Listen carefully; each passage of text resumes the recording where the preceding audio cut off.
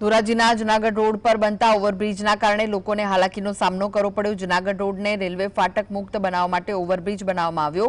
ઓવરબ્રિજનું કામ મંદ ગતિએ ચાલતા વાહન ચાલકોને હેરાનગતિનો સામનો કરવો પડ્યો। ડાયવર્ઝનવાળા રસ્તા પર ડામર અથવા સીસી રોડ બનાવ્યા વગર ડાયવર્ઝન આપી દેવામાં આવ્યું। કાચા રસ્તાના કારણે આસપાસ આવેલા રહેણાંક મકાન અને દુકાનોમાં ધૂળ ઉડે છે। પાણી છાંટવામાં આવતું નથી, જેના કારણે ધૂળ ઉડે છે। આની સ્થાનિક લોકોના સ્વાસ્થ્ય પર પણ અસર પડે છે। જૂનાગઢ રોડ વિસ્તારના લોકોએ ફરી રસ્તા પર આ મુદ્દે વિરોધ નોંધાવ્યો। અગાઉ ચક્કાજામ કર્યા બાદ ડેપ્યુટી કલેક્ટરે પાકો રસ્તો બનાવી દેવાની પણ અને નિયમિત પાણી છાંટવા માટે બાંહેધરી આપી હતી। ડેપ્યુટી કલેક્ટરની સૂચનાનું પણ કોન્ટ્રાક્ટરો દ્વારા પાલન કરાતું નથી, તેવો સ્થાનિકો દ્વારા આરોપ લગાવવામાં આવે છે।